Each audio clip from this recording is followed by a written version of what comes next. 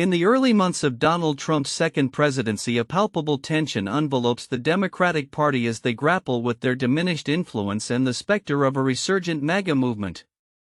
As Trump reinstates his administration with a series of executive actions and a cabinet that aligns closely with his agenda, Democrats find themselves not just on the sidelines but in a precarious position that could have long-lasting implications for the party's future. The stark contrast between the two parties is evident. While Republicans bask in the afterglow of their electoral success, Democrats are left to confront the bitter reality of their recent defeat. Following the 2024 elections, which saw a significant shift in voter sentiment away from the Biden administration, many in the Democratic camp are calling for introspection. House Minority Leader Hakeem Jeffries has made attempts to rally the party. Yet he faces a daunting challenge in countering Trump's political maneuvers without substantial support or a clear strategy. Critics argue that the Democratic Party is at a crossroads, needing to redefine its identity and mission.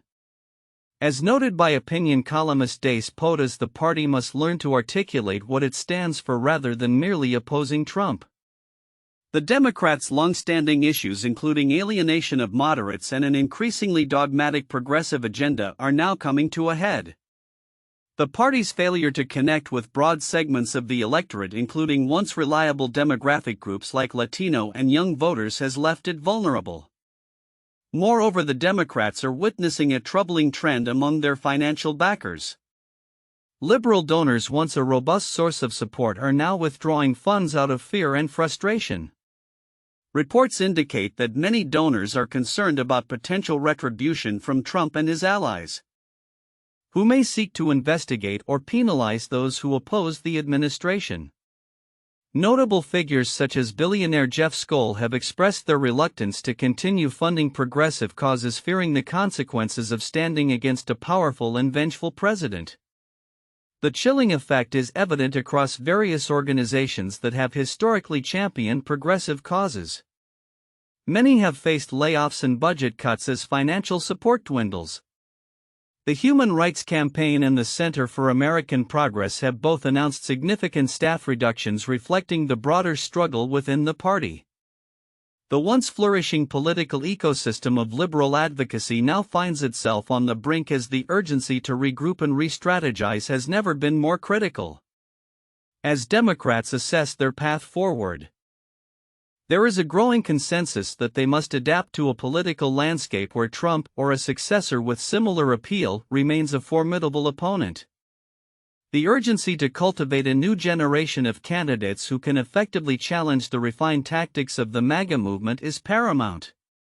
With figures like Vice President Kamala Harris struggling in polling and a lack of clear front-runners emerging, the party faces an uphill battle in the lead-up to the 2028 elections.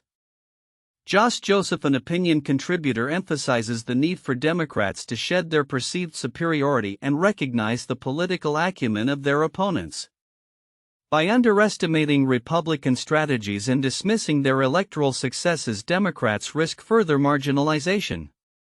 To regain their footing, they must embrace a more inclusive approach that welcomes internal dissent and acknowledges the diverse perspectives within their ranks.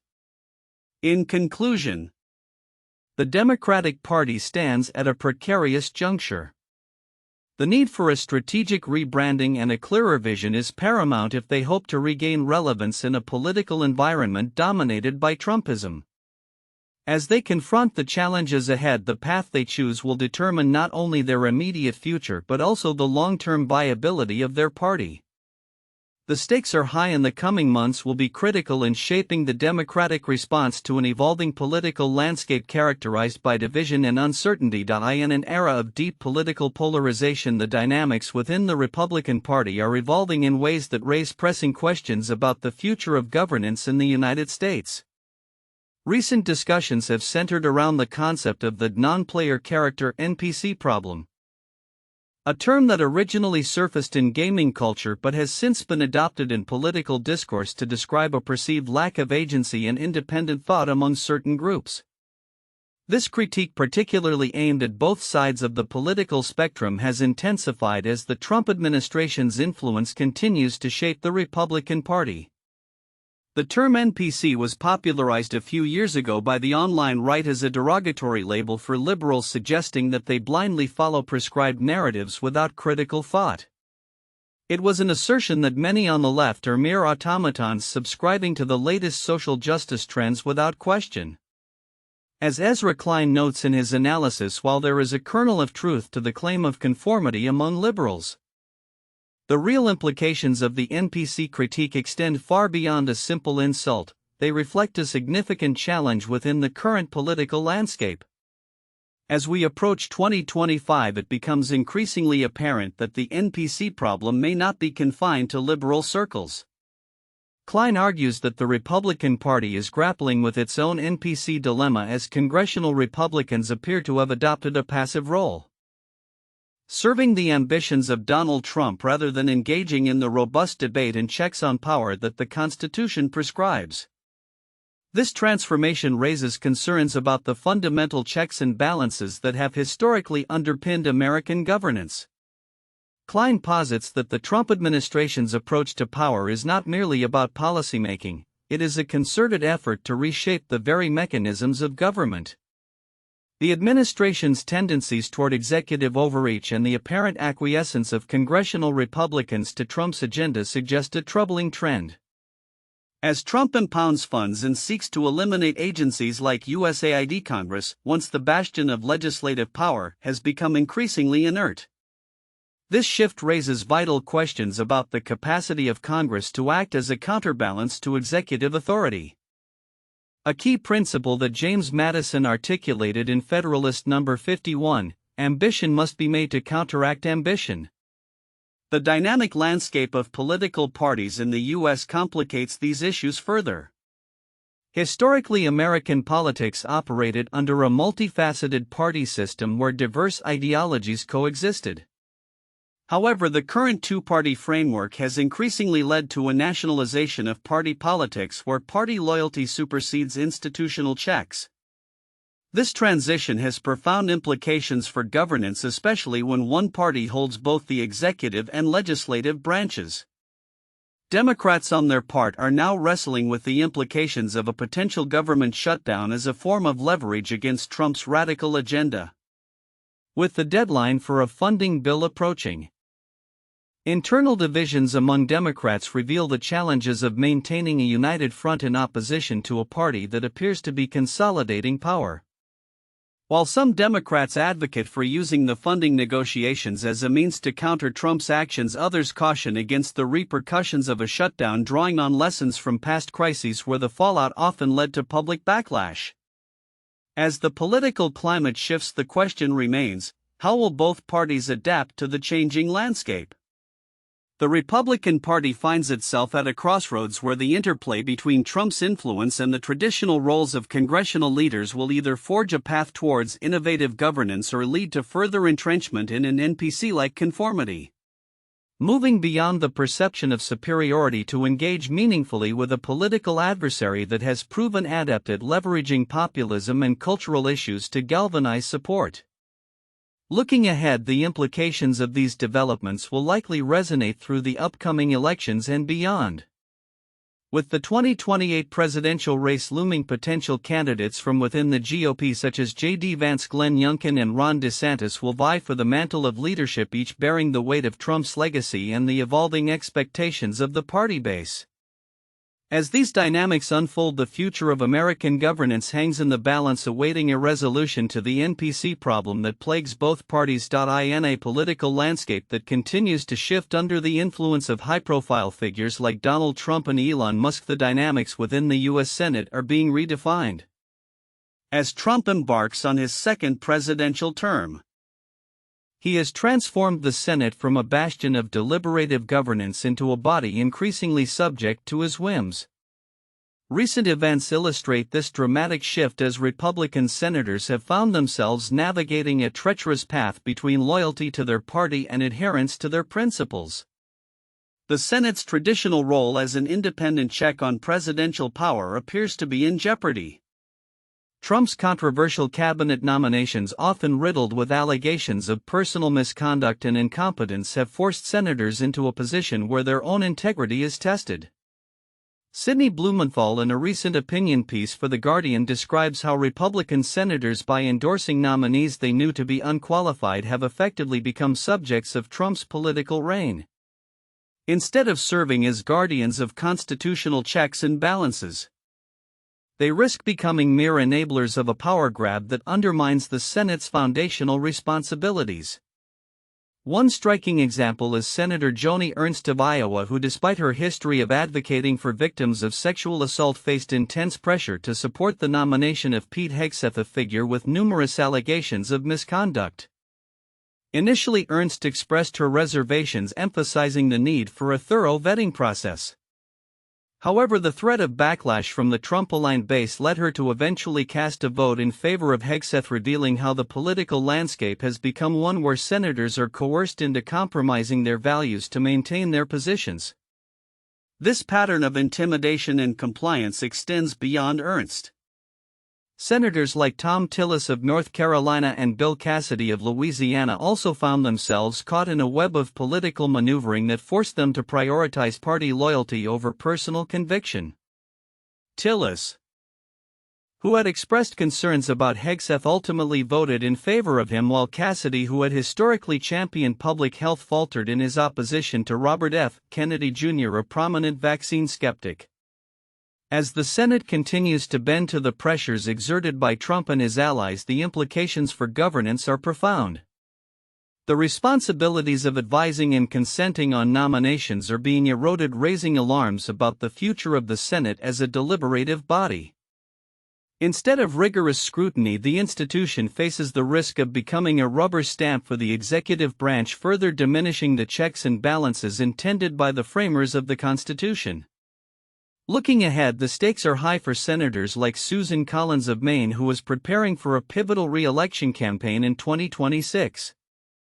Collins, who has long been considered a moderate voice in a polarized Senate, faces a daunting challenge as Trump's influence looms large over her constituency. With the 2026 race already shaping up to be one of the most expensive in Maine's history, Collins must navigate the treacherous waters of Trumpism while maintaining her crossover appeal. The political landscape is evolving rapidly, with the potential for significant shifts as various factions within the Republican Party vie for dominance. As the Senate grapples with these internal conflicts, the implications for governance and the preservation of democratic norms remain uncertain. The coming months will be crucial as senators confront the reality of their positions in a Trump-dominated political environment, determining whether they will reclaim their role as independent legislators or further succumb to the pressures of party loyalty.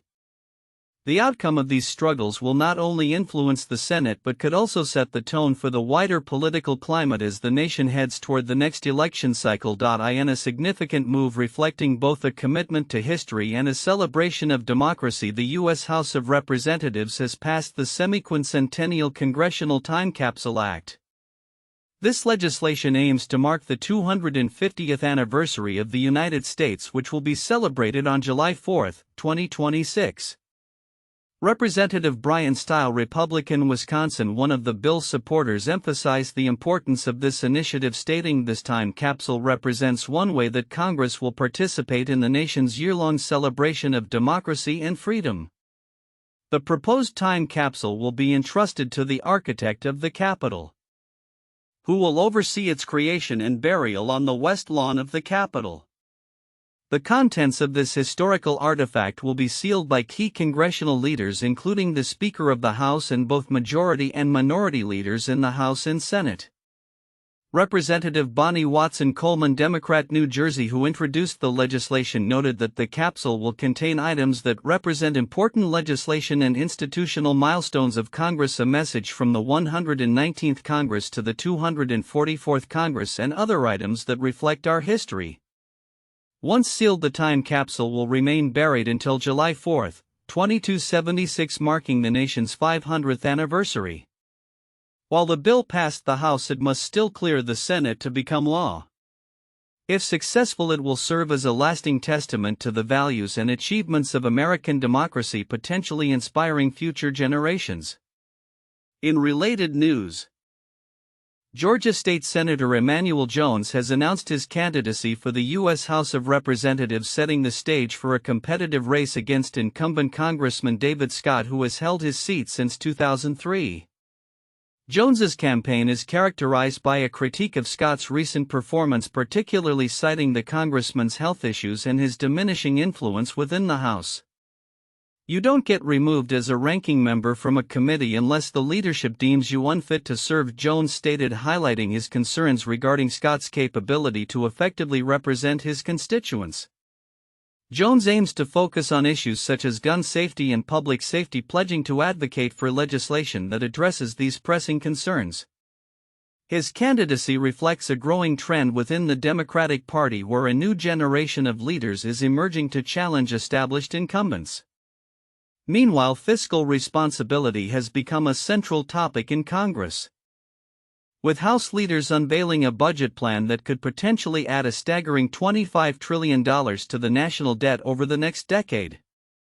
Critics, including Michael A. Peterson, CEO of the Peter G. Peterson Foundation, have voiced strong concerns over the House budget resolution, which they argue allows for excessive spending without sufficient offsets. Peterson remarked, "Unfortunately, this resolution sets the stage for adding trillions more in new deficits and debt.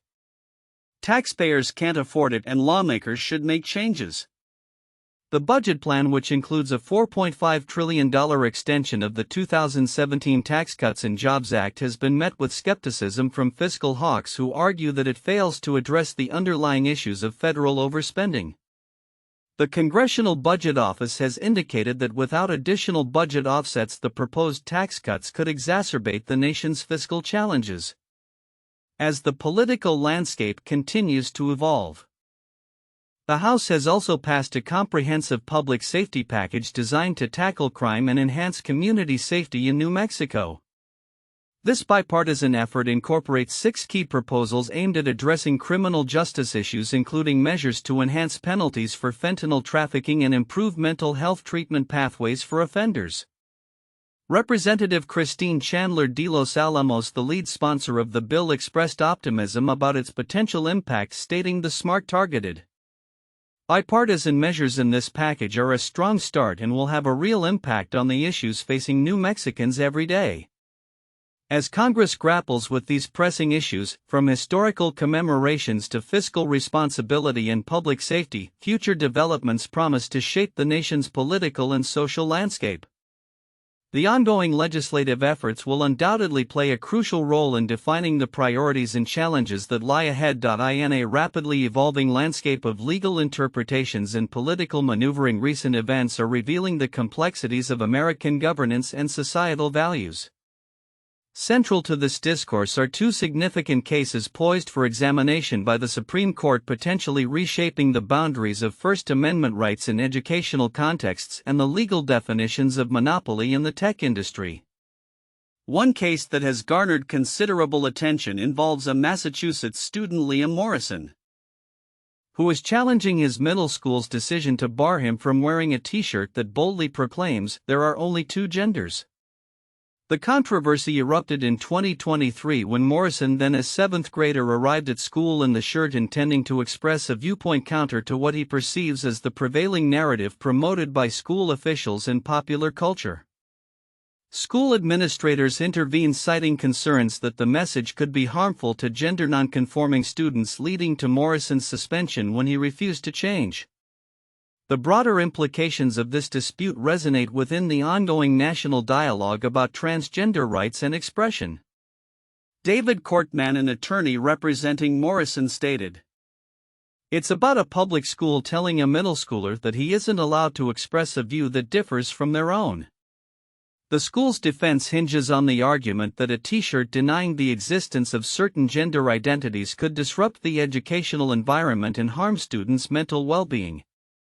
The Boston-based First U.S. Circuit Court of Appeals sided with the school, suggesting that educational institutions must assess the potential impact of messages on student dynamics, particularly in sensitive contexts like gender identity. As the Supreme Court prepares to weigh in on this case, it will not only revisit the delicate balance between individual expression and community standards, but also consider how contemporary issues intersect with long-standing precedents.